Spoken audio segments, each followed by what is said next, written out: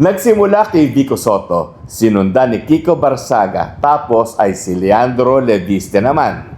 Sila yung mga young Turks ng Philippine politics noong 2025. Young, single, may mga itsura. Pati ba? Pati si Kiko Barsaga, pwede na rin. At higit sa lahat, may mga paninindigan.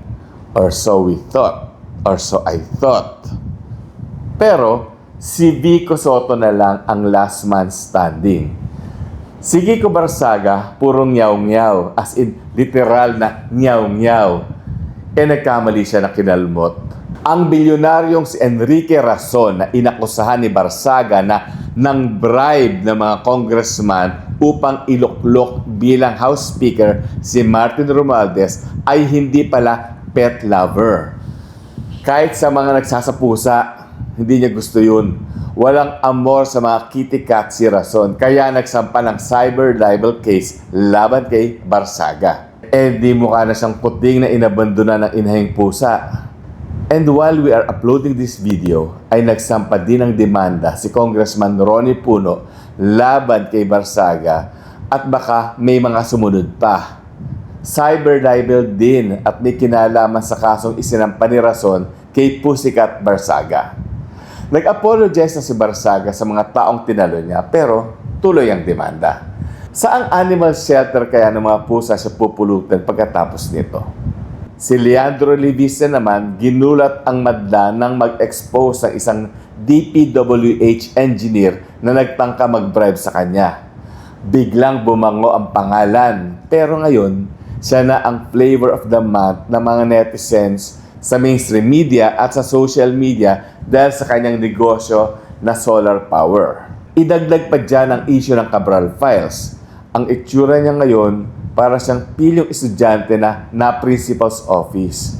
Kung ang tawag kay Kiko Barsaga ay nyaw-nyaw, si Leandro naman ay ngaw-ngaw kasi iyak daw ng iyak. May mga ilang TV programs ang gumawa na ng feature upang kilalanin si Leandro Leviste.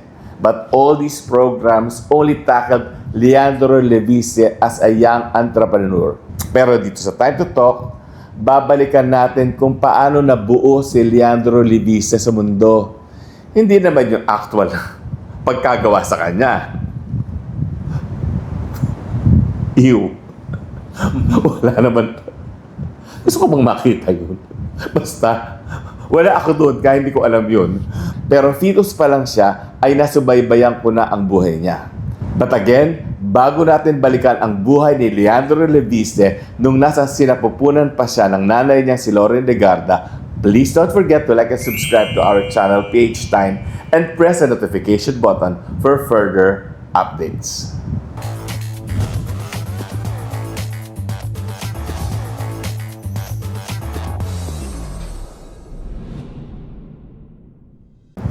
Sa mother's side, kay Senator Loren Legarda, very impressive ang pinagmula ni Leandro Leviste.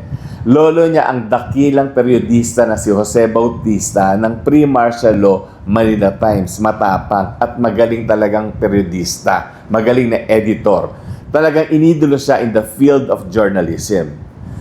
Tatay naman ni Leandro ang dating Batangas Governor na si Tony Leviste.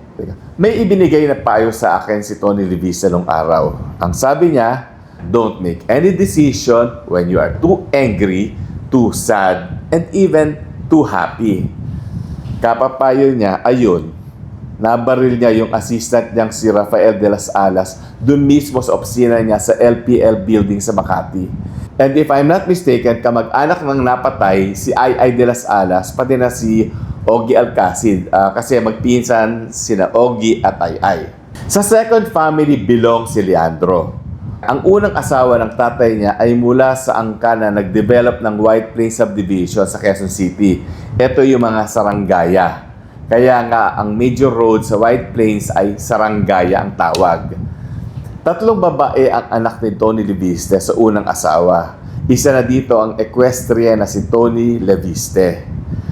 Pinsan nga pala ni Leandro si Mark Leviste. Naalala niyo yung naging boyfriend ni Chris Aquino mga 2 years ago. Magkambal kasi ang mga tatay ni na Mark at saka ni Leandro. Pero naman, sa lahat ng kambal, Eto ang araw-araw ay halos magpatayan. Para bang ginawa nilang libangan ang pagdedemandahan. To think, kambal pa sila. Ngayon, I remember nung late 1980s ay hiwalay na sa unang asawa niya si Tony Leviste. Kaya nagpakasal siya kay Loren Legarda na noon ay isa sa pinakasikat na pangalan sa broadcasting sa ABS-CBN. Isang araw, noong 1989, nakatanggap ako ng tawag mula kay Loren Legarda na ang tawag ko ay Manang dahil para kaming magkapatid. Buntis daw siya. Di congratulations, sabi ko sa kanya. Pero worried si Loren. Paano daw ang kanyang karir? Natawa ako. Sabi ko, Manang Loren, hindi ka naman movie queen na aayawan ng mga fans dahil magkakaanak ka na.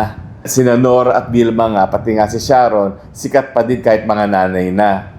Broadcaster siya. At sa puntong yon, Loren Legarda na siya. Napakalaking pangalan ni Loren sa media that time. Siya yung tipong binabayaran ng 100,000 pesos in 1988 for a speaking engagement. Si Maricel Soriano nga 10,000 lang para mag-Reyna Elena sa mga Santa Cruz noong mga panahong yon. At saka yung sinasabi kong time ni Maricel Soriano, ang 10,000 ay 10,000. Malaking halaga. Ipinaliwanag ko kay Loren na kahit up to the last day of her pregnancy ay pwede pa siya mag-World Tonight kasi nakaupo naman siya at nakatago sa likod ng mesa habang nagdi-deliver ng news. Kahit nga doon na siya abutan ng pagputok ng panubigan, malapit ang ABS-CBN sa Capitol Medical Center. Pero siyempre hindi naman siya doon ang anak. Tapos isa pang sinabi ko sa kanya that time, nung nag-worry siya sa first pregnancy niya, sabi ko, pagkapanganak mo, pwede kang bumalik agad at tiyak na nandun pa din ang mga taga-subaybay mo sa World Tonight at saka sa Pep Talk. At saka naman, pa-30 na siya noon. Kailan pa niya balak magkaanak? So, nagsilang si Loren noong summer 1990. Pinangalanan nila ang bata ng Lorenzo Antonio. Lorenzo after San Lorenzo Ruiz, yung first Filipino saint. Yung Antonio after Antonio Leviste na asawa niya at ang tatay ni Loren na si Antonio Legarda. Nako, ang buhay ni Loren, napakaraming Antonio. Ang naging nickname ni Lorenzo Antonio ay Lance. En grande ang binyagan. Sumakay kami ng yate mula sa Yacht Club sa Ross Boulevard papuntang Fortune Island sa Nasugbu, Batangas. Sa yate pa lang, busog na kami. Tapos sa Fortune Island na pagmamayari ni Tony Leviste, may mas malaki pang handaan. As in talagang super and grande. Naalala ko, dun ko unang na-meet si Miriam Defensor Santiago na ang puti-puti at ang kinis-kinis sa mga legs habang suot ang isang itim na bathing suit. Naging napaka-solicitous na nanay si Loren kay Lance. Mahal na mahal niya. Isang beses, nag-Christmas party kami sa bahay ni Corina Sanchez sa Merville, Parañaque at pinagsuot pa niya ito ng Santa Claus outfit.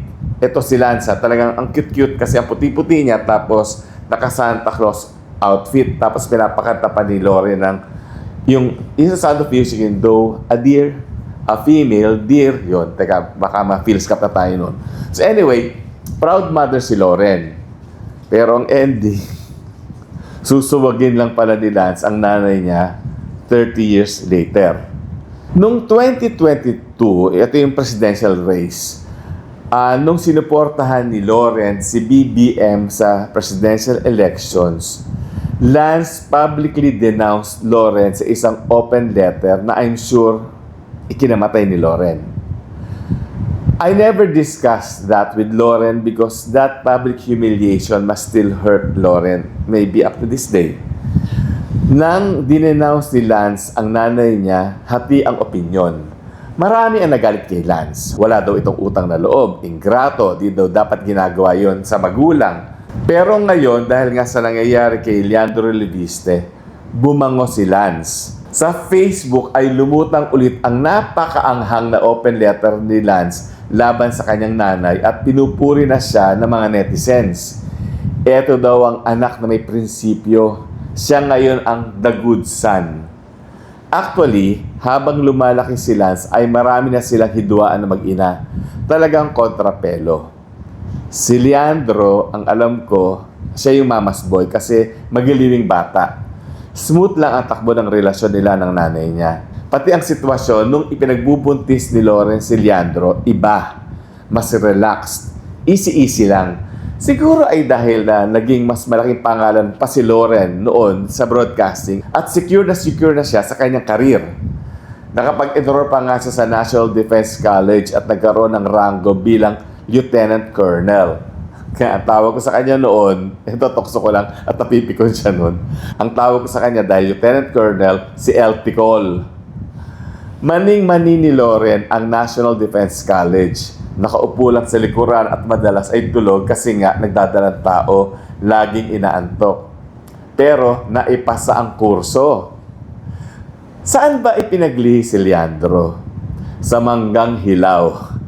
Naalala ko noon. Nagpapahiwa si Loren ng Manggang Hilaw at pinapanood ko pa lang siya ay sumasakit na ito yung likod ng tenga ko. Di ba ganun pag kumakain ka ng maaso, yung parang may kumikirot at tumitibok dito sa likod ng tenga. Ang bawat piraso ng mangga ay isinasawsaw niya sa bagoong balayan. At kapag ubos na ang mangga, hihigupin niya yung natirang bagoong balayan mula sa mangkok. Talagang ganito. Ubos na, tapos ganon. Talagang sodium kung sodium. Talagang parang magkatanda ko, parang manas na manas siya that time eh.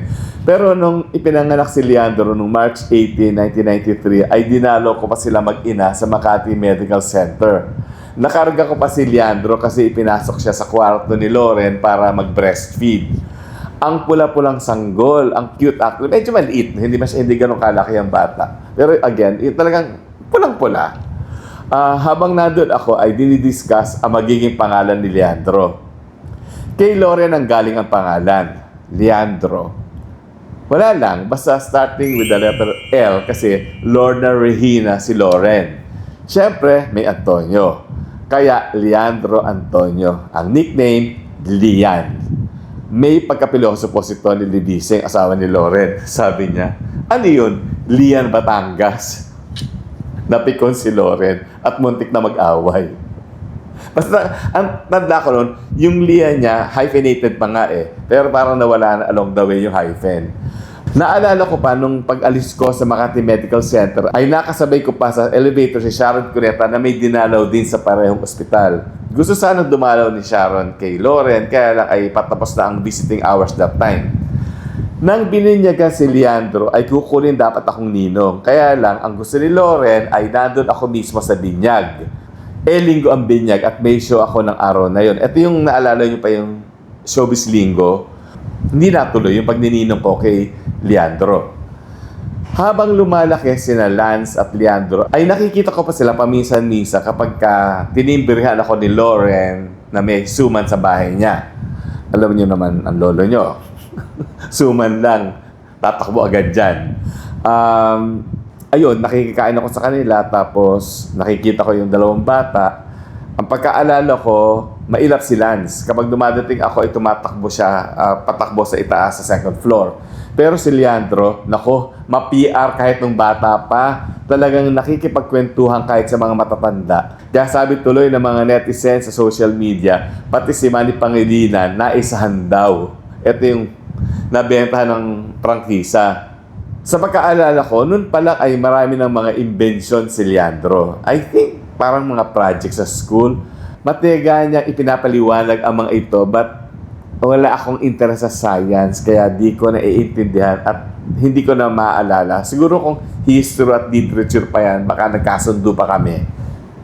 Ang naalala ko, teenager pa lang si Leandro ay alam mo nang magiging negosyante / politiko. Very charming na bata. Nakuha niya ito sa tatay niya dahil may pagkasplendita pa nga si Loren, di ba? Nag-Ateneo si Leandro. Pero ang balita ko ay nagkaroon ng disgusto si Loren at ang mga Jesuitang administrators kaya lumipat si Leandro sa Yale University sa Connecticut. Hindi natapos ni Leandro ang kurso kasi, and this you can find on the internet, nagkaroon daw ng plagiarism case yung bata. Pero parang may narinig ako somewhere na dininay niya yon. But bumilib naman ako kay Leandro nung nagtayo siya ng solar business. Aba, ang batang kinarga ko nung 2 days old pa lang, bilyonaryo na. I was so happy for his success. I was so proud of him, but I was happiest for Loren. Bumango sandali ang pangalan ni Leandro. Nagsulat pa nga ako ng artikulo praising him. At ngayon, nag-complete turn around. Ang dami ng kaso, ang daming ibinabato. Tulad ng alam ng marami, may kinalaman ito sa solar power business niya at ng pagbenta niya ng prangkisa nito na kine-question ng gobyerno. At bago pa nga yan ay nagkaroon na ng Cabral file scandal dahil di umano ay kumuha daw siya ng mga dokumento mula sa opisina ng nasirang si Catalina Cabral ng Sapilitan. But if you ask me, and based on the video I saw na magkasama sila ni Cabral, parang wala naman ako nakitang sapilitan. Ayoko magpasa ng judgment sa ngayon. Hindi dahil pinapakain nila ako ng suman sa bahay tuwing dumadalaw ako sa bahay ni Loren. Hindi yun Ang dami-dami na kasi nangyayari at ang dami nang nagsasalita. Ang gulo-gulo na at hindi na natin alam kung sino ang nagsasabi ng totoo. Kahit ako ay nalilito na at hindi ko alam ang paniniwalaan, sino ang paniniwalaan. Pati yung flood control program scandal investigation, bumagal palalo. Maraming naniniwala na ang gulong nangyayari kay Leandro Levista ay sinasadya upang malis nga ang flood control program scandal para makalusot ang mga tunay na may sala. Magdasal na lamang tayo na umayos na ang bayang Pilipinas at maparusahan yung mga may kasalanan. Yung mga korap na naglilinis-linisan. At kung kasama ka man dyan, Leandro Leviste, ako ang unang papalo sa'yo, si Tito Butch. At hindi ba sa sinturon ang gagamitin ko? Solar powered na sinturon na sana ay gumagana at di pumapalya.